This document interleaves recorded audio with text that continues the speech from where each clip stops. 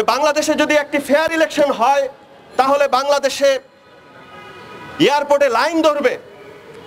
যে শুধু fair election নয়, বাংলাদেশে যদি এই ফ্যাসিস্ট সরকার বিরোধী একটি জনগণের ঐক্য সংগঠিত হয় তাহলেও বাংলাদেশে এয়ারপোর্টগুলোতে লাইন ধরবে। কারা রাষ্ট্রদ্রোহী, কারা জঙ্গিবাদী, এটা চিহ্নিত করার দায়িত্ব কি ছাত্রলীগের? বাংলাদেশে আইন শৃঙ্খলা বাহিনী রয়েছে।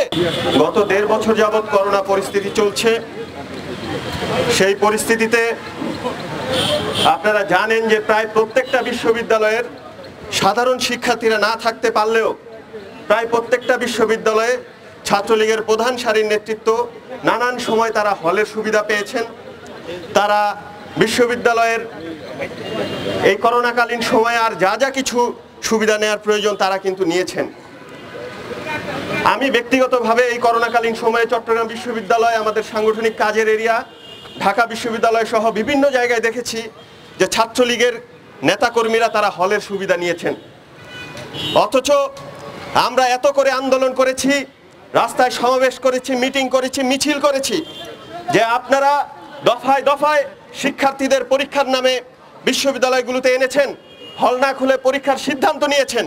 অথচ আমরা দেখেছি যে হল না পেয়ে সাধারণ শিক্ষার্থীরা মেস পর্যন্ত না পেয়ে তারা ঢাকা শহরে এমনও পরিস্থিতি হয়েছে বন্ধু বান্ধব কিংবা আত্মীয় স্বজন কারো বাড়িতেই এই করোনাকালীন সময়ে ঠাঁই হয়নি, অনেকে আসতেও পারেনি। এই পরিস্থিতিতে বন্ধুগণ, এমতো অবস্থায় একটা ঘটনা ঘটেছে।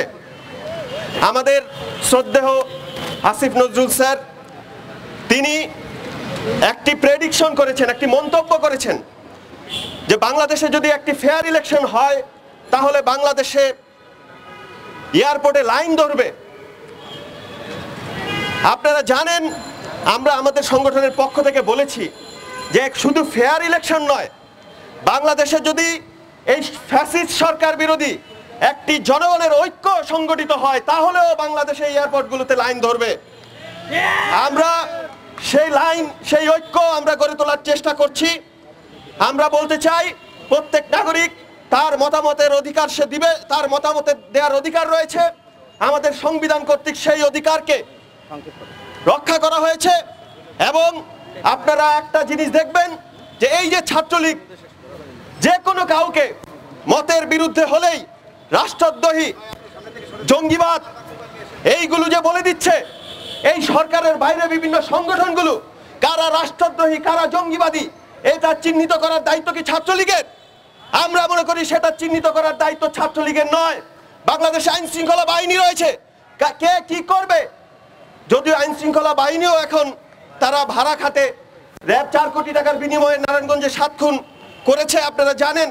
এইরকম পরিস্থিতির মধ্যে বাংলাদেশ রাষ্ট্র ঢুকে পড়েছে। সুতরাং এই যে একটি স্বৈরতন্ত্র কায়েম করা হয়েছে এবং নিজের দলীয় সংগঠনের কাছে কে জঙ্গিবাদী, কে মুক্তিযুদ্ধের বিরোধীতে রায় দিয়ে দেওয়ার ক্ষমতা দিয়ে দেওয়া হচ্ছে, এটা বাংলাদেশের যে গণতন্ত্রহীনতার একটি অন্যতম স্মারক। আমরা বলতে চাই আসিফ নজরুল স্যারকে, আপনার পাশে আমরা আছি, ছাত্র সমাজ, যুব সমাজ আছে। আপনি আপনার দায়িত্ব এবং একজন বিশ্ববিদ্যালয়ের শিক্ষক হিসেবে মানুষের পাশে দাঁড়ানোর যে নৈতিক কর্তব্য আপনি মনে করেন তা আপনি দৃঢ়চিত্তে ব্যক্ত করে যান। আমরা আপনার পাশে আছি। ধন্যবাদ সকলকে।